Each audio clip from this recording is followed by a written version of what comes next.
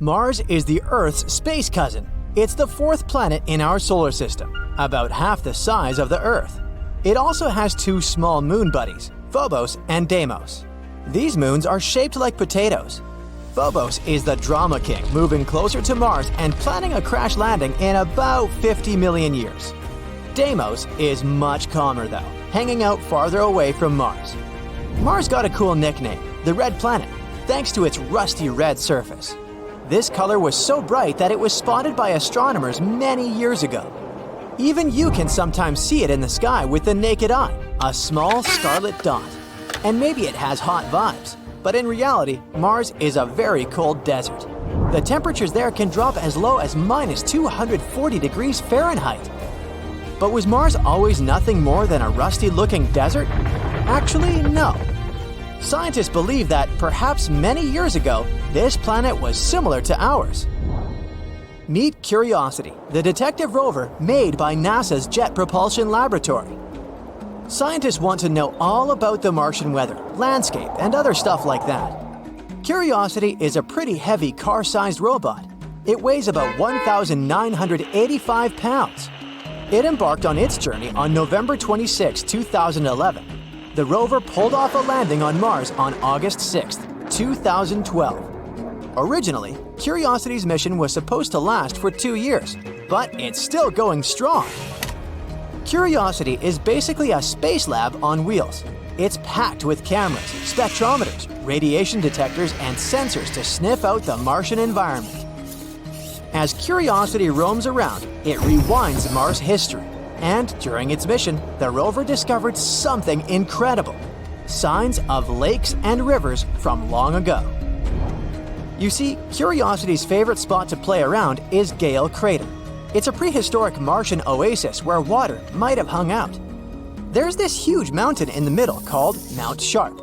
This place is taller than 10 Eiffel Towers stacked on top of each other. And it's got layers of rocks that hold Mars's ancient secrets. Recently, scientists spotted something great when studying Curiosity's data: mud tracks. What's so surprising about that? Well, these aren't just any old tracks. They're like messages from the past. They mean that the Martian ground used to get wet and then dry out again. The mud on the ground would shrink and crack during the drying phases, making these T-shaped junctions. Moreover, it seems like the ground on Mars went through several wet-dry cycles. It happened maybe up to 10 times. This made the junctions turn into Y-shaped cracks. When a bunch of Y-shaped cracks got together, they made a super cool pattern, something like a patchwork of hexagons. It looked just like honeycombs or even a dragon's skin. Each of these hexagons are the size of candy. Similar cycles have happened on Earth, and they're linked to the birth of life.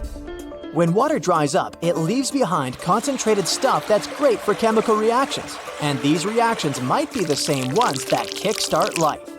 These hexagons have been hanging around for a really long time, billions of years. That means that Mars once had a climate kind of like Earth's, and maybe even life. In fact, the Red Planet even has some signs of water right now, in the form of hidden ice at the poles. Mars has the North and South poles, and just like with the Earth, they're Red Planet's ice caps. Picture the North Cap as a big, icy pancake about 620 miles wide. The South Cap is a bit smaller, about 220 miles wide, but it's got a thicker ice layer, almost like a snowball with a strong shell. When it's winter at the poles, it's an incredibly long nighttime. No sunlight, just chilly darkness. During that time, around 30% of the air turns into frozen CO2. It's dry ice, the same stuff that's often used in horror movies. But when the poles wake up to sunlight, the dry ice turns back into gas. All this freezing and thawing makes clouds and frost, just like on Earth. One time, a rover named Opportunity even caught some clouds made of water ice. But it doesn't necessarily mean Mars was once thriving just like the Earth. Life needs more than just wet, dry cycles to pop up. It needs the right atmosphere and other special ingredients. We're not sure if Mars had all of those, and even if it did, there's no guarantee that life actually happened. But this raises another very important question.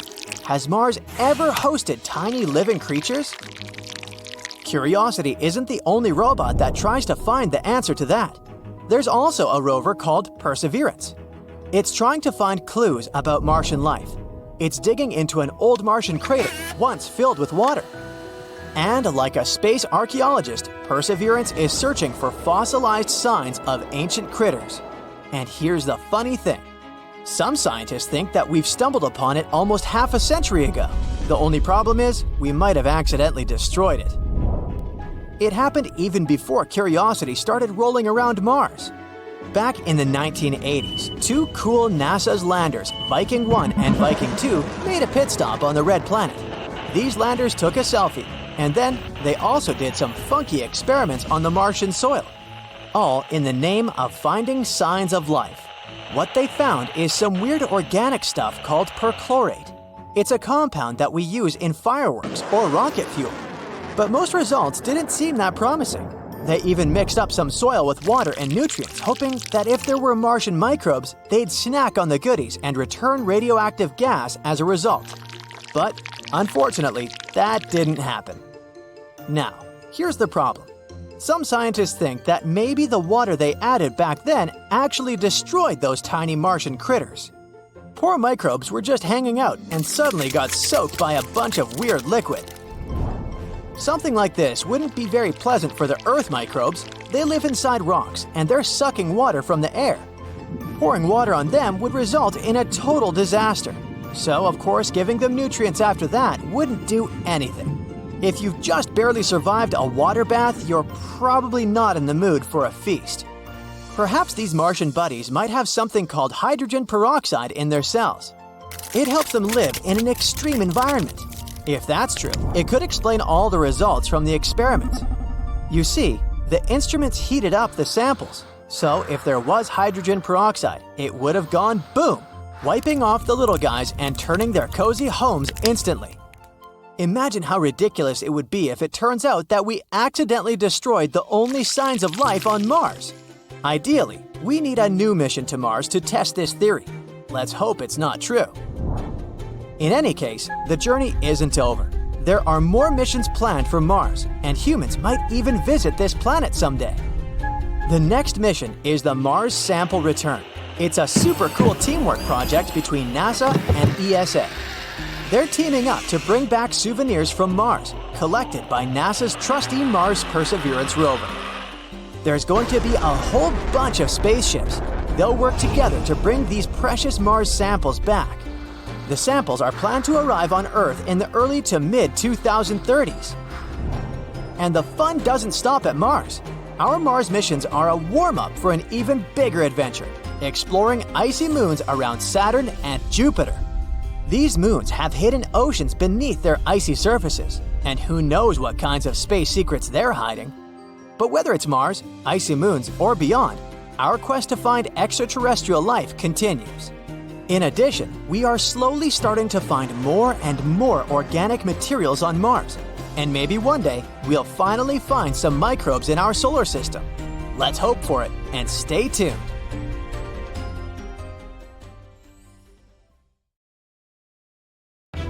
We just found the biggest clue ever that someone lived on Mars. Or should I say, something.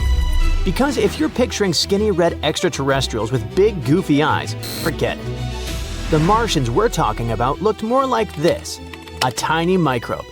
I know, a total bummer, but this could change everything. See that weird pattern on the rock? The one that looks like leopard spots? Experts think it was left behind by ancient life. And no, it's not like someone painted it, the way early humans drew on cave walls. These little marks could actually be leftovers from microbes, signs that some pretty wild chemical reactions were happening back when they were formed. And don't worry, we'll get to that in just a second. So NASA actually found this evidence over a year ago, and they were thrilled, as this was exactly the kind of weird rock they'd been hoping to see on Mars. They thought this weird pattern might be a biosignature, in other words, a clue that life was once there. That could mean an element, a molecule, some substance, or in this case, a funky leopard print pattern on a rock. But scientists were cautious back then. After all, you can't just go around shouting, "We found life on Mars," without being absolutely sure. It could have just been, well, a cool-looking Martian rock, right? So, they studied this sample again and again. And by they, I mean more than 1,000 scientists from NASA and partner institutions all over the world. And recently, they finally came out with a paper that basically says, listen, we can't find another explanation. And that's it. With no other explanation left, this might just be the best evidence we've ever had that something really did live on Mars. The sample, nicknamed Sapphire Canyon, was collected by the Perseverance rover in July 2024. It was taken from rocky cliffs along the edges of the Neretva Vallis River Valley, a region shaped long ago by water that once flowed into Jezero Crater. And we're talking like more than 3 billion years ago. Scientists believe that back then, Neretva Vallis was filled with rushing rivers carrying mud, sand, and gravel into the lake. When the water eventually dried up, it left behind the rocky outcrop where Sapphire Canyon was found. After collecting the sample, the Perseverance rover kept exploring the river valley to get a better idea of the environment where those rocks formed, and to figure out how those leopard spots might have appeared. That step matters because knowing exactly how the spots came to be is key to figuring out if the rock really holds signs of life. In other words, did those patterns form through normal chemical processes that don't need life at all? Or were they actually left behind by microbes? What the rover's instruments found is that the rocks in this area are made of clay and silt, which is exciting, because here on Earth, those materials are great at preserving signs of ancient microbial life. The rocks are also packed with organic carbon, sulfur, oxidized iron, and phosphorus. And you know who loves that stuff? Microbes. Experts think they could have used those ingredients as an energy source, and in the process, left behind the leopard spots we can now see in high-resolution images. Remember when I said these marks might be a microbe's leftovers, right? That's exactly it. Picture you're eating a burger called the Galaxy Burger that has a one-of-a-kind sauce. A drop of that sauce falls on the table. You don't clean it up, and a second later, poof, you disappear. Later, detectives show up trying to figure out if you were there. All they find is that sauce drop you left over.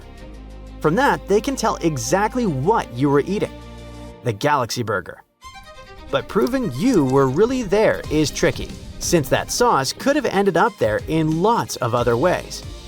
The same goes for the leopard spots. Just by looking at them, scientists can already tell a few things. For example, the pattern shows the presence of two iron-rich minerals, vivianite and greigite. On Earth, vivianite often turns up in sediments near decaying organic matter, or in swampy, soggy wetlands. In a similar way, microbes can also produce greigite on our planet. When you find those two together, it looks like they formed through electron transfer reactions between the sediment and organic matter.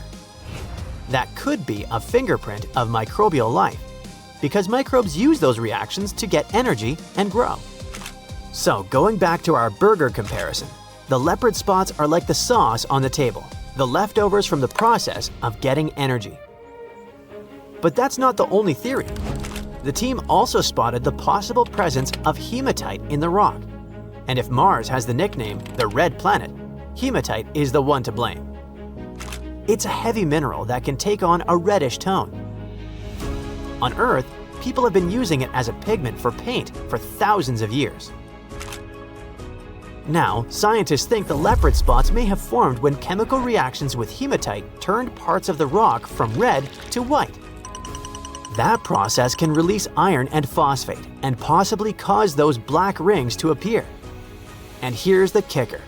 Those reactions can also provide an energy source for microbes. For now though, these are just theories. What we can confirm is that those chemical compounds are definitely present in the rocks. But just like in the detective story, finding the sauce drop doesn't prove it came from you. So even though these materials are great for microbes to thrive on, it doesn't automatically mean this is a biosignature. They could have also formed abiotically, or, put simply, without the presence of life. Yeah, it could happen, but for it to happen naturally, without microbes involved, you'd need two things: high temperatures and acidic conditions. That's the only way those chemical processes could do their magic and leave behind the leopard spots. And here's the exciting part. Scientists didn't find any sign that these Martian rocks were ever exposed to high heat or acidic conditions. That's why I said they're stumped.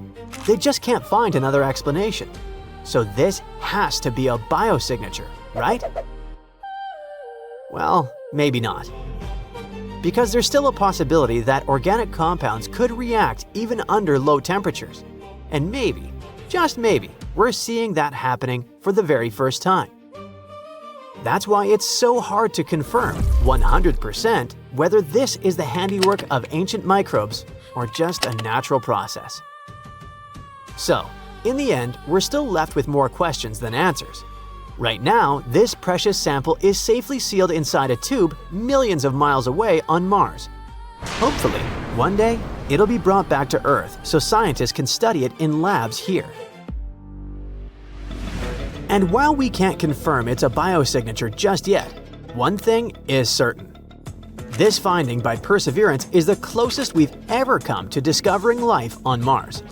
Honestly, just being able to spot a potential biosignature on the red planet is already groundbreaking. Another reason this finding matters has to do with the age of the rock. This evidence comes from some of the youngest sedimentary rocks we've ever studied. Until now, scientists thought that if we ever found signs of ancient life on Mars, they'd most likely be locked inside much older rocks. But so far, nothing has shown up in those ancient formations. Finding a possible biosignature in a young rock suggests two things. First, Mars might have been habitable for longer or later in its history than we ever thought. And second, older rocks might also hold signs of life, but maybe they're just harder to spot. Someday, our technology could be advanced enough to find them.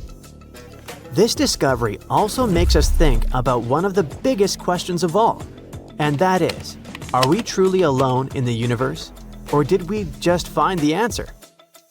No, not exactly, but it's the closest humanity has ever come to answering that question. If you're scared of spiders, never ever visit Mars. In March 2025, NASA's Perseverance rover found something looking like a bunch of tiny spider eggs on the surface of the red planet. This something is made up of hundreds of little round balls stuck together. What if all these eggs hatch? Will hordes of eight-legged creatures swarm the red planet? Doubtful. The thing found by Perseverance was just sitting there on a hill called Witch Hazel, near the edge of Jezero crater. On closer inspection, it turned out to be a weirdly shaped rock with a bit of Martian dust on it. Yeah, sadly, or luckily, those weren't Martian spider eggs. Even so, the formation really stood out from everything else around it. The Perseverance team named the weird rock St. Paul's Bay. It's what scientists call a float rock. This term means that it didn't form where it was found, but somehow got moved there. So, at the moment, we don't have enough clues to figure out its background and how it got that strange texture. But that's not the only mystery. Something had to move this rock from its original spot. One theory claims that the rock could have been created when a meteorite smashed into Mars. The powerful impact must have blasted rocks into the air, and those bits could have cooled down and formed the tiny balls we see now. If that's true, this rock might have come from really far away, and it could give us new info on how big impacts move stuff around on the red planet. NASA thinks the rock might have just rolled down Witch Hazel Hill. It could have come from one of the darker layers up on the hill. We have seen those layers from space. Now, the goal is to study Witch Hazel Hill more closely and find out if those layers are made of the same stuff as the St. Paul's Bay rock. If so, it might mean a few things. Maybe there was volcanic activity in that region, or a big meteor hit, or there might have been groundwater there in the past. If this theory turns out to be true, there's a chance that some of those rocks might hold tiny fossils from ancient microbes. That's why NASA is planning to bring some of the rocks back to Earth in the 2030s with the Mars Sample Return mission. We'll get to study them up close and maybe, just maybe, find signs of ancient Martian life. Now, the funniest thing about it all is that it isn't the first time scientists have dealt with arachnids on Mars. Spiders on Mars is actually the nickname for a weird-looking surface feature. In certain places on Mars, you can see big dark cracks that spread out like spider legs. Some are huge, over 3,000 feet wide. From above, they seriously look like a bunch of creepy crawlers moving across the planet. These spooky shapes were first spotted by Mars orbiters in 2003, and they've been showing up in satellite photos ever since. At first, no one had a clue what they were, but now, scientists think they form when carbon dioxide ice, dry ice, sitting on the surface, suddenly turns straight into gas. That fast change causes gas to shoot through the ice and carve out all those strange crackly patterns. An even cooler thing is that NASA scientists have been able to recreate those Mars spiders in the lab here on Earth. They built a special setup mimicking Mars's surface and watched tiny versions of the spiders form right in front of their eyes. The team had been trying to recreate those Mars spiders for 5 years. When it finally happened, they were overjoyed. Back in 2021, scientists managed to explain how those spider-like marks form on Mars using something called the Kiefer model. The basic idea is that in spring, sunlight shines through big, clear chunks of frozen carbon dioxide, aka dry ice. That heats the Martian ground underneath, and the ice starts turning straight into gas. The gas builds up under the ice, and when the pressure gets too intense, boom, the ice cracks. Gas shoots out, dragging dark sand and dust with it, leaving behind those spooky spider patterns once the ice melts in summer. The team tested this theory using a big special chamber nicknamed Dusty. Yeah, that's a real name. It's about the size of a barrel and can recreate the freezing cold, super low pressure conditions on Mars. We're talking about -301 degrees Fahrenheit. The researchers also put fake Martian soil in the chamber and covered it with CO2 ice. Then they used a lamp underneath the soil to heat it up, just like the sun heats up Mars. Their experiments worked, and little spider shapes formed just like they do on the red planet. The study also revealed something new. The team found that ice formed inside the ground too, and it caused the soil to crack along with the ice. This might explain why the spider's legs are so zigzagged instead of straight, like we might expect. Next, they want to keep doing experiments to figure out more about the Martian spiders, like why they only show up in some places on Mars and why they aren't getting more common over time. The red planet is apparently set on playing tricks on people from Earth.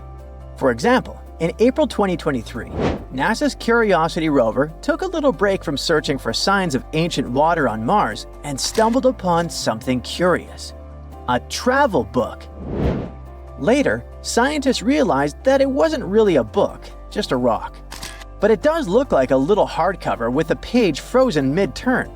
This book rock is tiny, measuring only about 1 inch wide. So it might not hold any ancient Martian stories, but at least it's travel size. Then in January 2023, the University of Arizona shared another bizarre image: a rock formation that looked like the face of a giant teddy bear. It had 2 distinct beady eyes, a button nose, and an upturned mouth. It was captured by NASA's Mars Reconnaissance Orbiter, which was orbiting the red planet at the time. Scientists from the University of Arizona explained that the teddy bear face was likely just a natural formation, like a broken-up hill or mound in the center of an ancient crater. Another cool find occurred in February 2022. The Curiosity rover spotted something that could only be described as a tiny flower made of minerals. It looks like little coral branches, but it's actually a mineral deposit, which is pretty rare to see in a flower-like shape. Most of these kinds of deposits are formed when ancient water mixes with rocks on the Martian surface, so they're not exactly new to scientists. But this one is unique, since it looks like a tiny plant or flower. Now, the next discovery is even wilder. Once, the Curiosity rover snapped a pic of what looked like a perfect doorway in a Martian cliff. Naturally, people started wondering if it was some kind of secret entrance or maybe a hidden base for astronauts. But in reality, it's just a really cool rock formation.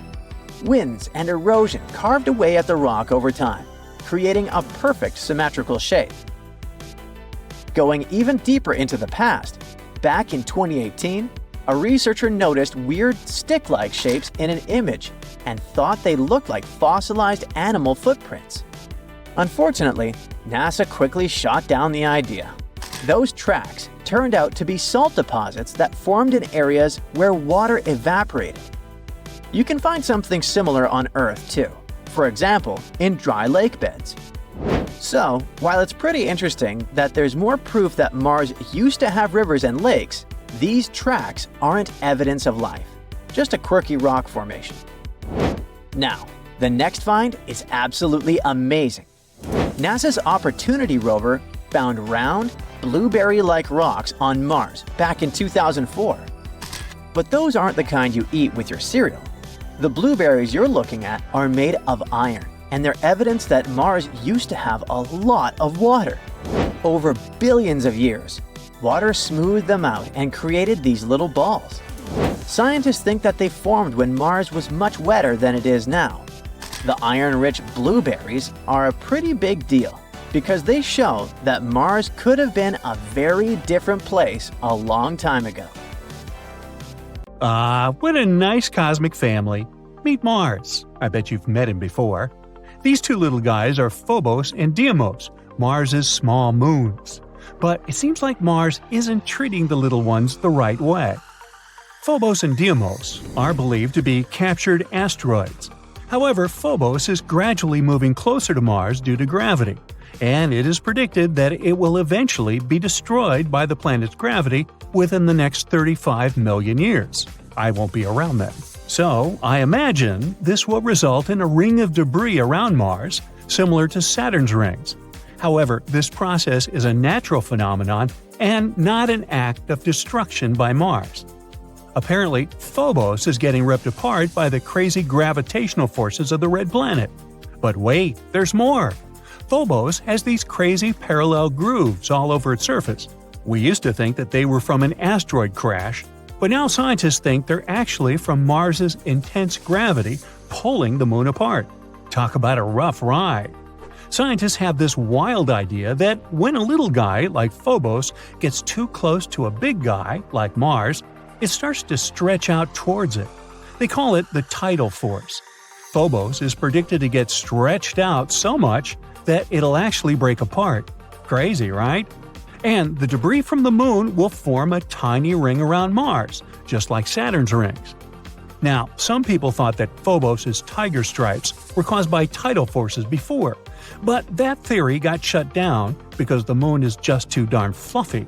But now, these genius researchers ran some computer simulations and found out that maybe there's a hard shell underneath all that fluff that could create grooves on the surface. But don't worry. At the rate Phobos is going, it's going to crash into Mars in about 40 million years. But if tidal forces are already tearing it apart, it might not even last that long. However, we'll still have the chance to learn more about Phobos. NASA just picked 10 rockstar researchers from all over the U.S. to join the science working team for JAXA's Martian Moons Exploration, or just MMX mission. As NASA-supported participating scientists, they'll be helping JAXA explore the two Martian moons, Phobos and Deimos.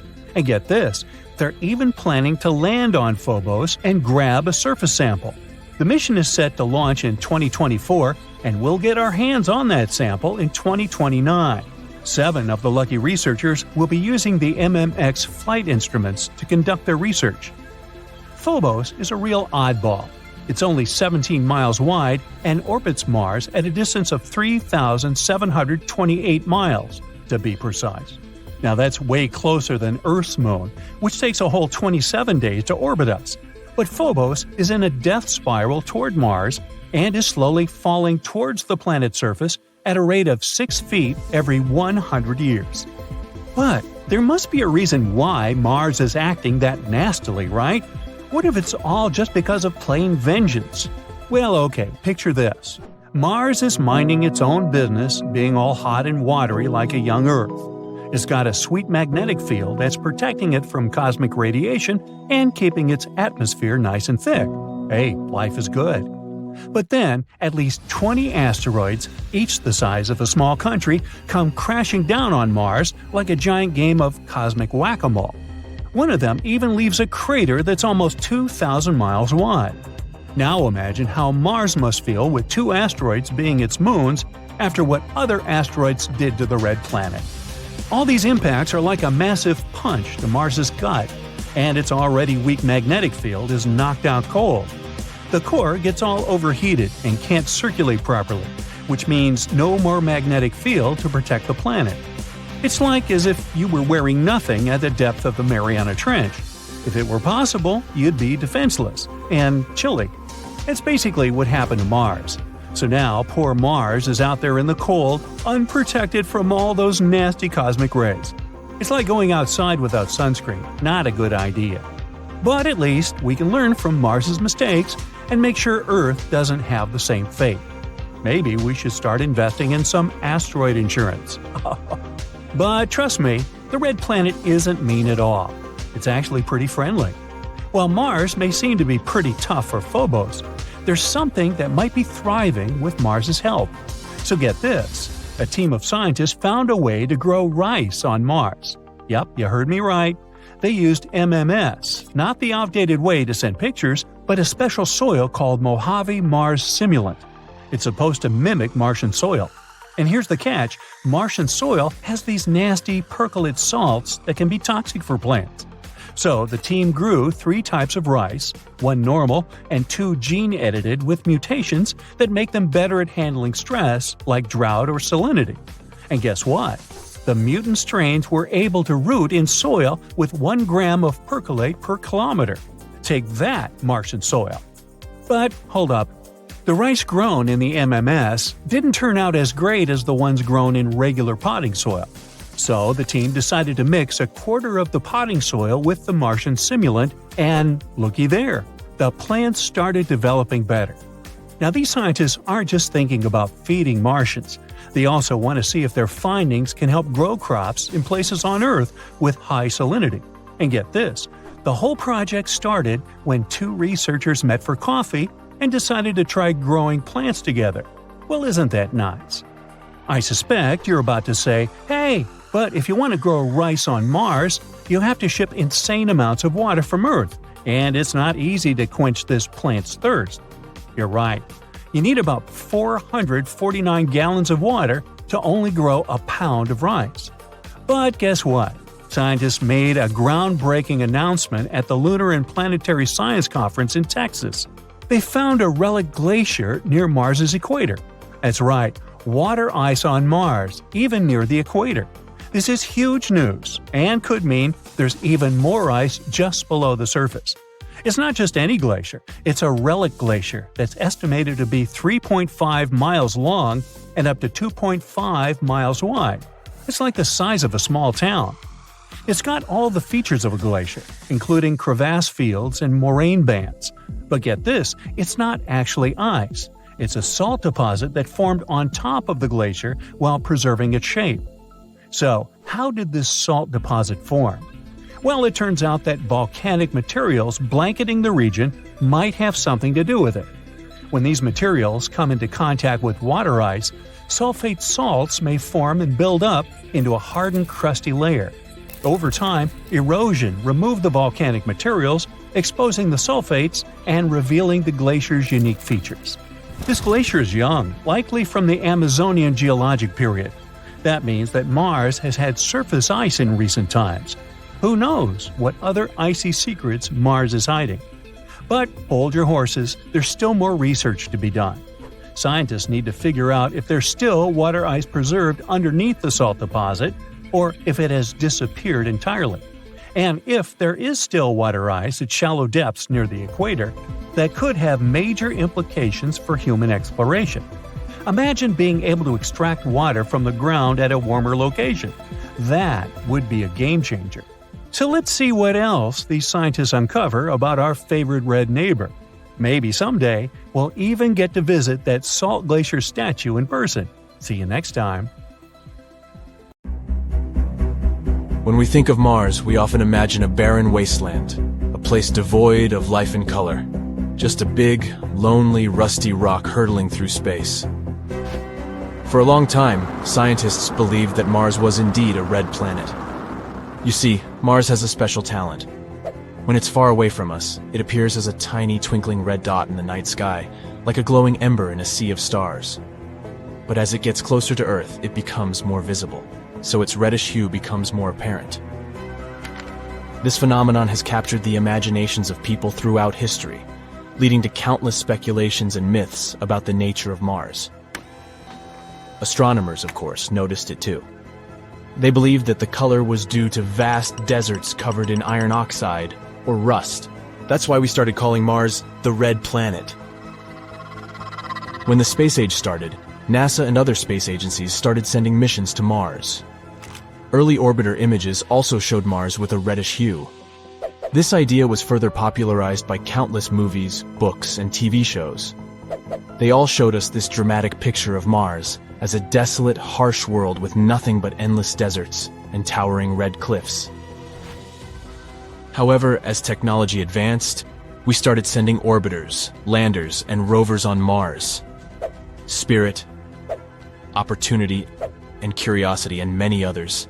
They all are our interplanetary detectives. Orbiters as Mars' all-seeing eyes in the sky. These spacecraft orbit around Mars and capture stunning images from high above. Like a cosmic paparazzi, they try to reveal all Mars' hidden secrets. But orbiters can only reveal so much. That's where landers and rovers come in. Mars ground explorers. These robotic adventurers hang around on Martian highways and byways. They try their best to study Martian rocks, soils, and atmosphere. And thanks to them, we finally found out the truth. Turns out, Mars is a world of contrasts and a rich palette. Imagine standing on the surface of Mars. Instead of a sea of monotonous red sands, you'll be greeted by a breathtaking tapestry of colors. As you look around, you might see sand dunes that resemble a scrumptious butterscotch dessert, with their warm caramel hues stretching across the landscape.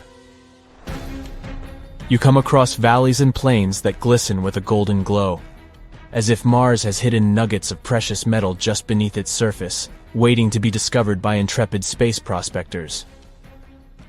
Moving on, you stumble upon areas with a brown and tan color palette that resembles a Martian safari, with shades reminiscent of the African savanna. All that's missing is some unique Martian wildlife. And in some regions, you might even catch a glimpse of a slight greenish hue that adds a touch of mystery to the landscape. These green colors indicate the presence of minerals on the planet. All these colors reveal Mars's exciting geologic history. They're the results of various minerals and chemical compounds. There are things such as olivine, sulfates, and clays that create this visual feast for the eyes. And, by the way, our idea of Mars as a boring desert is also a myth. Actually, its landscapes are shaped by ancient river channels, volcanoes, impact craters, and shifting sands. However, there's also some unpleasant addition to all these beauties. The thing is, humans have already managed to leave their mark on Mars, even though we haven't even visited it yet. Yep, we've already turned the Red Planet into a celestial landfill. But to be honest, it was inevitable. Imagine rovers and landers zipping across Mars, conducting scientific experiments.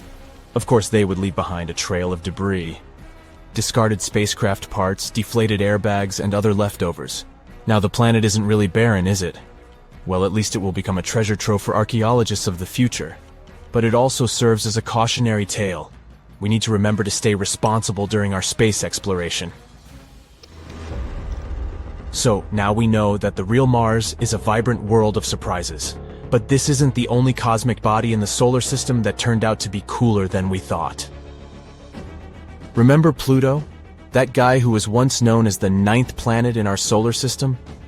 And now we consider it one of the dwarf planets. So the latest research has revealed to us very interesting things about this fella. Pluto is often depicted as a tiny, frozen world covered in ice, like a cosmic popsicle. But when the New Horizons spacecraft zoomed past Pluto in 2015, it revealed the true appearance of this planet. From a distance, Pluto appears to be a mix of reddish-brown and charcoal black, like it's wearing a stylish outfit for a formal cosmic event. But as you get closer, you'd start to notice a breathtaking array of colors. Imagine standing on a frozen plain that glistens like a diamond, with patches of crimson red that look like they were painted by a Martian artist with a flair for drama. Nearby, you might spot patches of charcoal black, giving the landscape a moody and mysterious vibe. As you continue your exploration, you might come across regions that are a stunning blend of orange, yellow, and white. And if that wasn't enough, you might also encounter icy mountains that shimmer with a hint of blue, creating an otherworldly glow that would leave you awestruck. Also, it turns out Pluto isn't just a simple frozen ball, but a dynamic world with beautiful mountains. Pluto's tallest mountain is called the Tenzing Montes, and it's about 20,000 feet tall, almost as big as Everest. It's like Pluto wanted to show off and prove it's not just a runt in the planetary neighborhood. The dwarf planet's surface is also dotted with vast icy plains that are as smooth as a skating rink. It's like Pluto is inviting us to strap on our ice skates and glide across its frozen surface. But the real kicker was when New Horizons discovered that Pluto has a heart-shaped region on its surface made of icy plains called Tomball Regio. Who knew this little planetary oddball could have so much love? Or let's take Saturn's moon Titan, for example. What we used to imagine about Titan was just the tip of the iceberg. This guy has also revealed itself to be a celestial wonderland. In the past, we thought Titan might be a barren and desolate moon, perhaps covered in a monotonous layer of rock and ice. But boy, were we wrong. Titan has turned out to be one of the most intriguing and diverse bodies in our solar system. First of all, forget about the dull grays and browns. Titan's surface is actually draped in a thick haze that creates an ethereal orange glow, like a mystical mist that adds an otherworldly touch to the landscape. Titan also has lakes, rivers, and even seas. But hold your horses, we're not talking about water here. This moon is too cold for liquid water to exist in its frigid atmosphere. Instead, its lakes and seas are filled with liquid hydrocarbons, like ethane and methane, which act as the main liquid on this moon. Imagine standing on the shores of a lake, looking out at the liquid methane gently lapping against the rocky coastline, with a hazy orange sky above. It's like a surreal blend of Earth and extraterrestrial worlds, all rolled into one. And finally, Jupiter, the largest planet in our solar system. It has often been depicted as a vibrant orange planet with swirling red and brown bands. However, in reality, Jupiter's atmosphere isn't orange. It's rather dominated by shades of red, orange, brown, and white. NASA's Juno mission has provided us with stunning images of this planet. In these photos, we can see cloud patterns, massive storms, and a complex system of belts on Jupiter. Turns out, it's more breathtaking and diverse than we had imagined. So there you have it, space explorers. Seems like our imaginations can be way off when it comes to the breathtaking beauty and diversity of the cosmos. So the next time you gaze up at the night sky and imagine what those distant worlds might look like, remember that reality can be even more astonishing than our wildest dreams.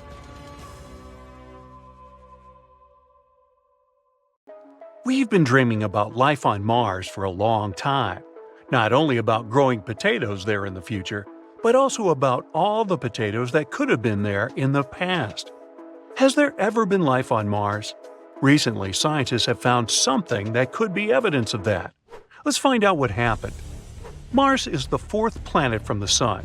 A human hasn't set foot on Mars yet, but robots have set their wheels. The first spacecraft that visited the Red Planet were NASA Viking landers. They flew there back in 1976 and sent us a lot of interesting data. Back then, we didn't know anything about Mars. To us, it looked like a cold, lifeless desert. But since we're so similar, scientists began to wonder, has it always been like this? Or is it possible that once Mars used to be thriving and full of life? And in 2022, NASA's Mars rover Perseverance found something that could shed a light on this mystery. But first of all, what is Perseverance? Scientists have suggested that if there was life on Mars once, it's unlikely that it could simply disappear without a trace. It must have left some traces, perhaps underground, where they would be protected from radioactive solar tantrums and other nastiness. So we need to check the rocks.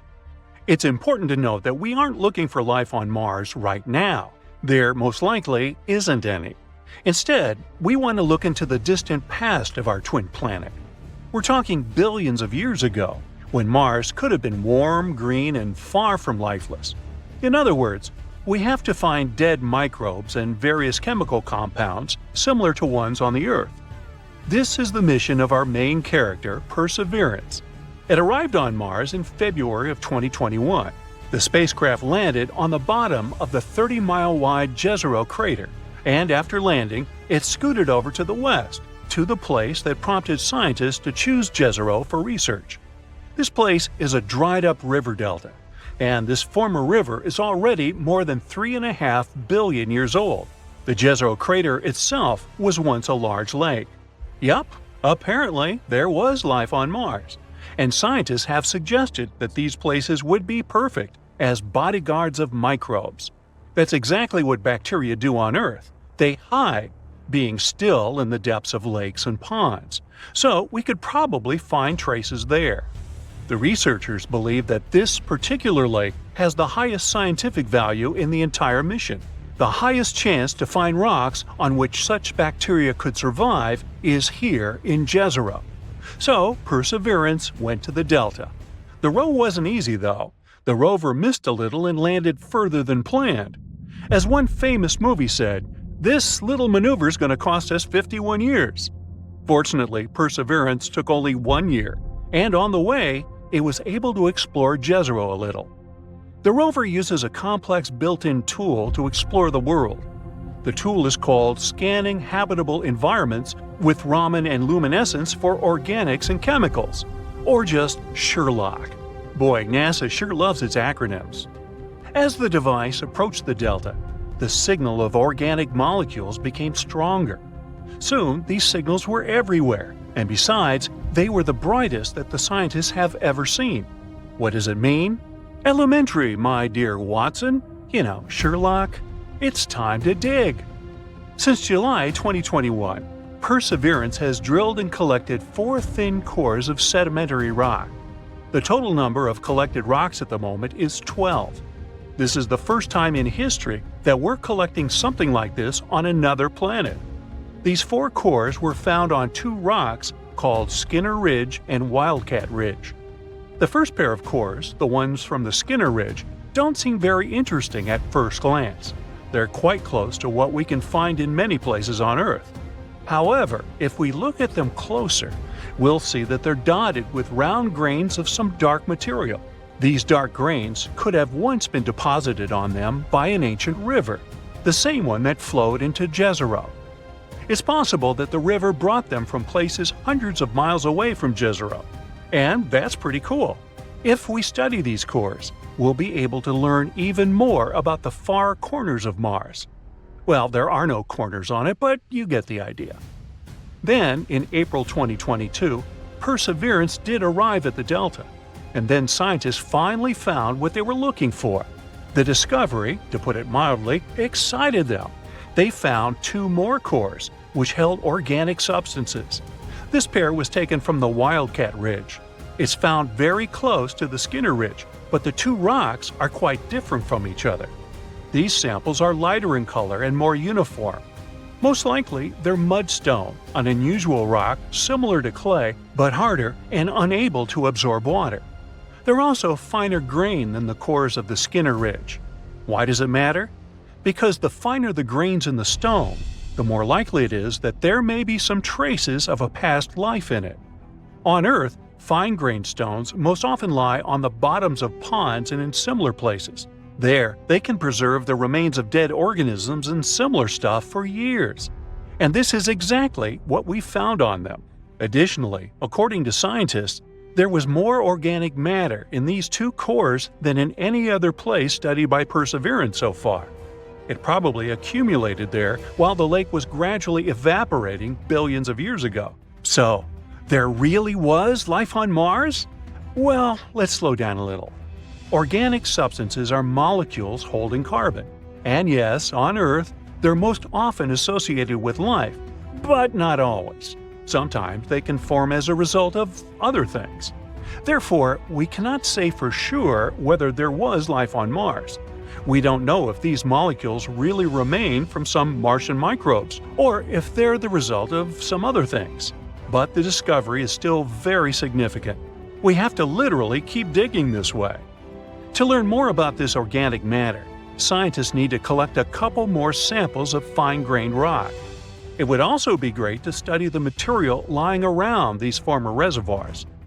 Perseverance has already moved to another area, to a place with a beautiful name, Enchanted Lake.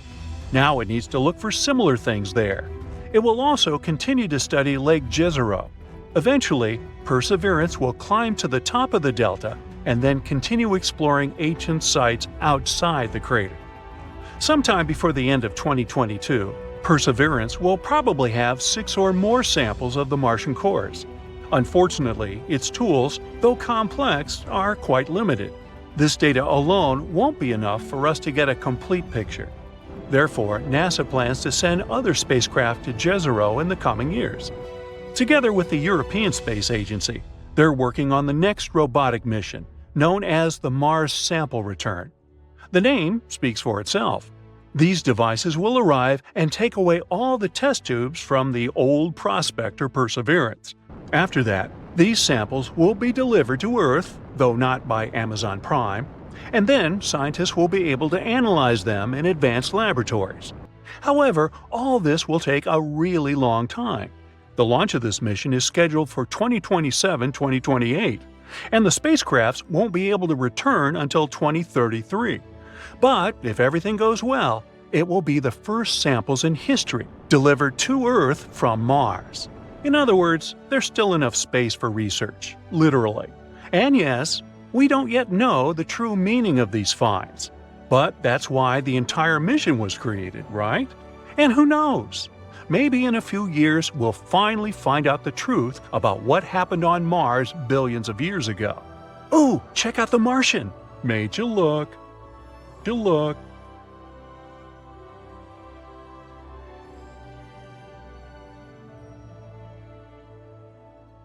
It's staring at you, and you're staring at it. A giant eye that seems to be pulling you into an abyss. You're hovering over it in your space copter. But however scared you might be, you still need to do your job. So you send your copter down to the surface of the red planet. Right, that's where you are, on Mars. But first things first, you take a moment to remember everything you know about the 4th planet from the Sun. It's the last of the inner planets. Those are the planets that lie within the asteroid belt. They're also called terrestrial, since they're made up of rocks and metals. The atmosphere of Mars is much thinner than Earth's. It contains 95% carbon dioxide and a mere 1% of oxygen. In other words, don't even think about pulling off your helmet. Anyway, there's no time to waste. You land on the surface of the planet and find yourself in a brownish-red world. That's a good thing you're wearing a spacesuit. This place is freezing cold. The thermometer sewn into the sleeve of your suit shows minus 80 degrees Fahrenheit. Time to take your first step on the Martian surface. The planet looks quite colorful, and the hue of a particular area depends on the minerals that make up the soil. The ground under your feet is covered in fine dust. It looks like rust.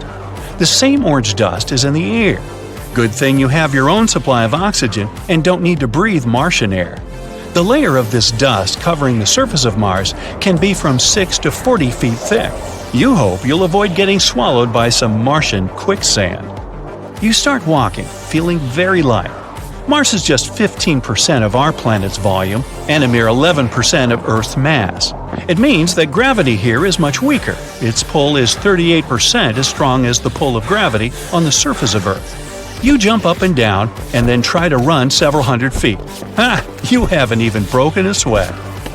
What makes it harder for you to explore the place on foot is that the planet's surface is rocky, covered with craters and volcanoes, old dry lake beds, and canyons. You see something huge towering on the horizon, but you try to suppress your curiosity. You'll have enough time to figure out what it is later. Suddenly, a massive cloud appears in the distance. It looks as if a huge herd of horses is approaching you. In reality, you better get back into your copter and fly away as fast as you can. That's one of Mars's infamous dust storms. They mostly occur during the summer in the southern hemisphere of the red planet. They can sometimes cover the entire planet, and you see the largest ones from Earth. You hop into your copter and set a course for the eye that scared you so much. Winding channels that look like veins run through the eyeball. But the closer you get, the less it looks like an actual eye. Soon you realize it's a crater. It's giant, almost 19 miles across. Around the crater, which looks as if it has a pupil, there are other even bigger craters. They likely formed billions of years ago. That's when Mars had to withstand multiple attacks of space rocks. But why is the eye crater darker than the surrounding landscape? Scientists think that once there was Martian water in the enormous pit. Remember those channels? They were likely carrying that water. And since the crater was filled with water, it stopped some substances and minerals from eroding away. Now, remember that towering something on the horizon? It's time to go and explore it.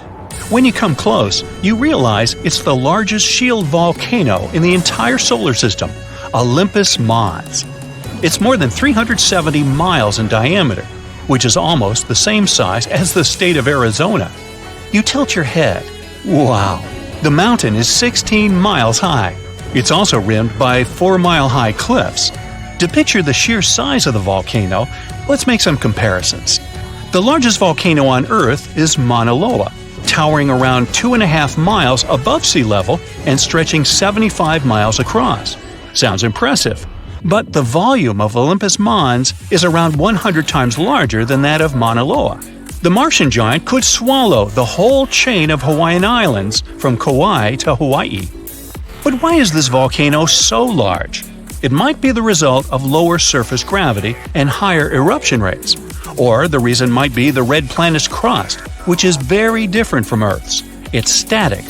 You see, on our planet, the crust is made of 15 to 20 moving tectonic plates.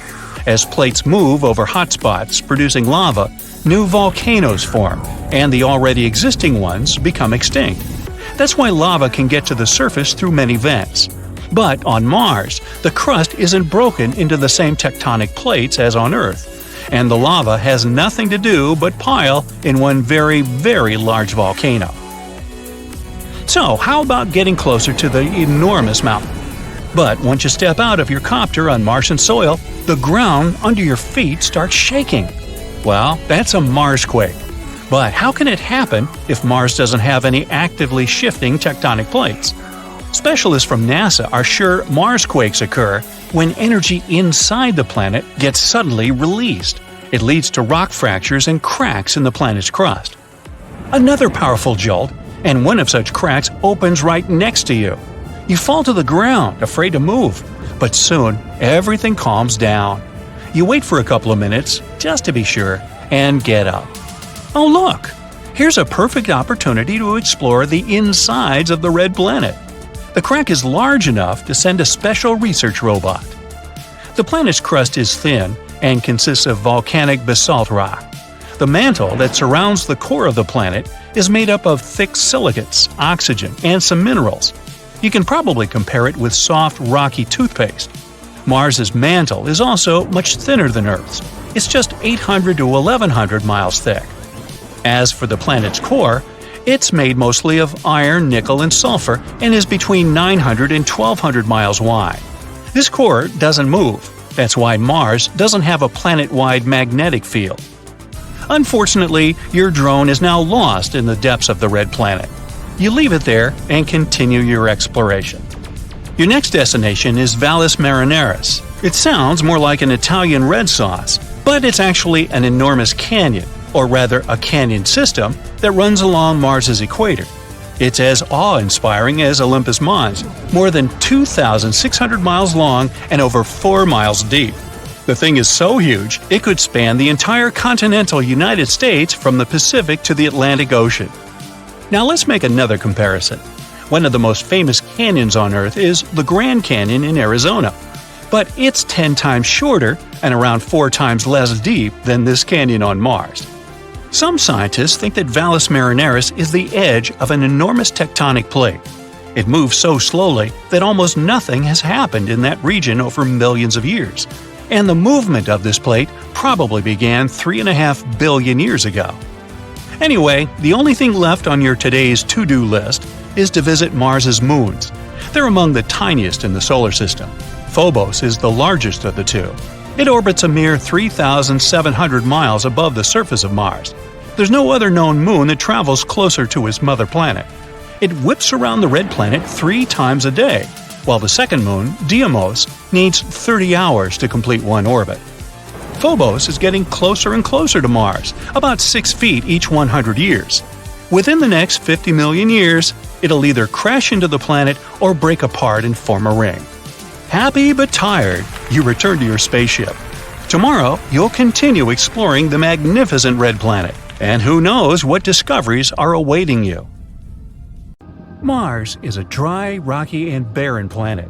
It's difficult to imagine that once upon a time, the red planet could have had a landscape similar to ours. But scientists believe that this is the case and that millions of years ago, Mars was filled with vast oceans of water. In early 2021, NASA sent their most advanced rover yet to the red planet. Its mission is to search for any signs of microbial life that hint at the planet's past. They named the rover Perseverance, or Percy for short.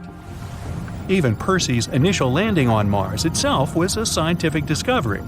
The rover landed using auto-navigation along with onboard cameras to track the planet's surface and find the ideal spot to land. This helped scientists work out the best landing options for future missions to Mars. Percy currently roams the red planet, guided by a new and highly advanced auto-navigational system. The majority of his day is spent analyzing rock formations. Percy is decked out with a high-tech laser that fires a tiny pinpoint beam into rocks. The laser creates a plasma from the rock samples.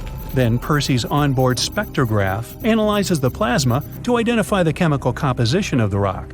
2 of Percy's most significant findings so far are rocks that have been nicknamed Mazi and Yigo. These words come from the Navajo dialect, in tribute to a NASA engineer from the Native American Navajo tribe. Mazi means Mars, and Yigo means diligent. These 2 rocks are both salt-like in composition, meaning they are igneous rocks. If you're not familiar with your rock species, igneous means that the rocks were formed from a volcanic eruption.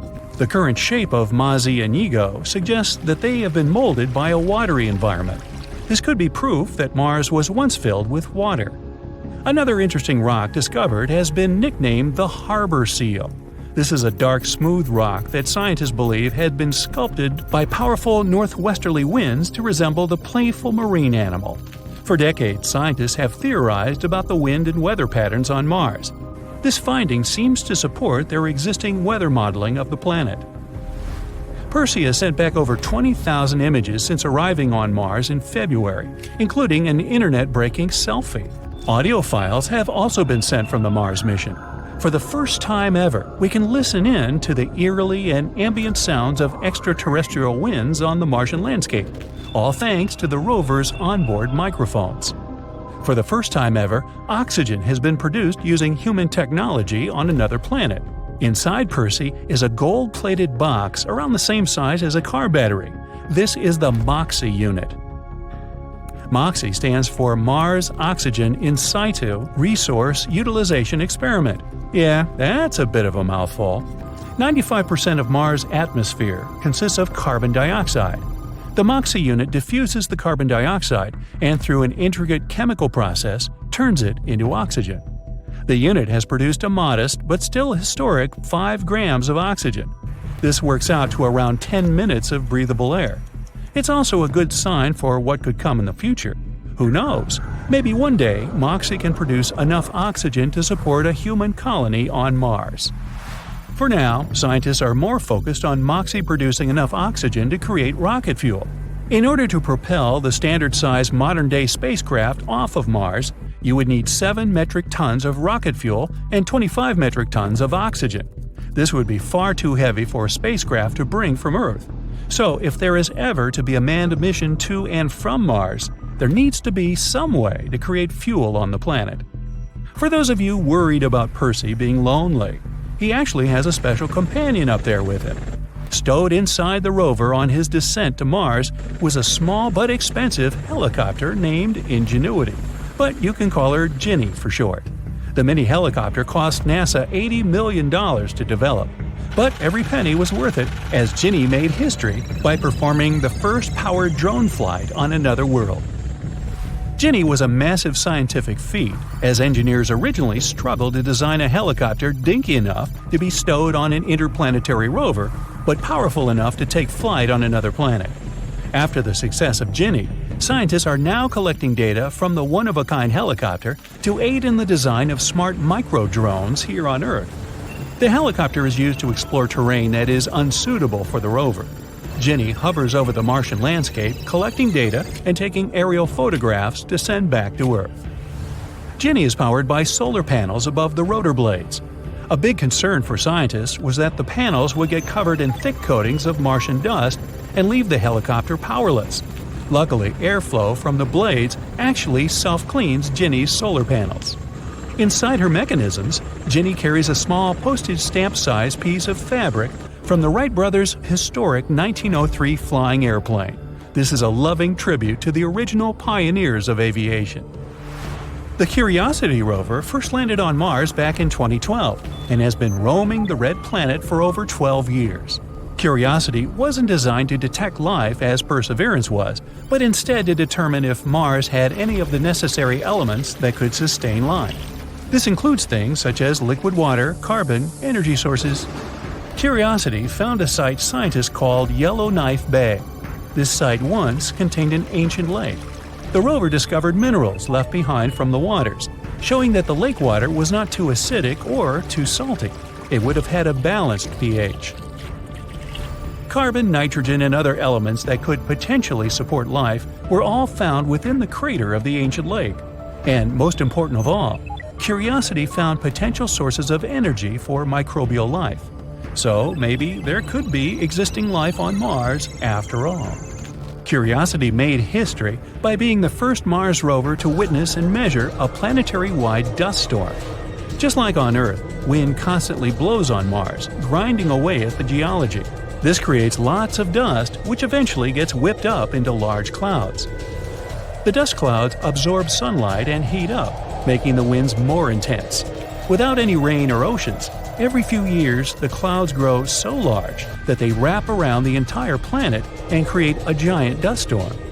In 2018, Curiosity witnessed one of these great storms from the Martian surface. It noted that sunlight on the planet decreased by 97%, and many large sand dunes were left behind. Curiosity has spent more than a decade measuring the radiation environment on Mars. This allows scientists to work out if humans could safely visit the red planet without turning radioactive. So far, the news is encouraging, and the Mars radiation levels are comparable to those experienced by astronauts aboard the International Space Station. This means that astronauts could endure a long-term round trip without having to worry about radiation too much. Mars is home to the largest volcano in the solar system, Olympus Mons. This giant volcano is 14 miles high. That's about 2.5 times the size of Mount Everest. The volcano was formed millions of years ago, a time when Mars was filled with countless volcanoes, spewing molten lava across the planet's surface. Olympus Mons is a shield volcano, so rather than violently spewing lava and flames up into the air, lava would flow slowly down the sides of the volcano. This gives it its low, squat appearance and an average slope of only 5%. At only a few million years old, Olympus Mons is still a fairly young volcano. Because of this, scientists believe that it could potentially still be active, so maybe it could erupt at some point in the future. The Curiosity rover doesn't just eye up the local geology, it also takes a note of what's happening in the sky. In March 2021, it captured these shimmering iridescent colors in the sky, named Mother of Pearl clouds.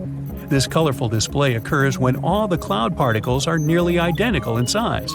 It usually happens shortly after the clouds have formed.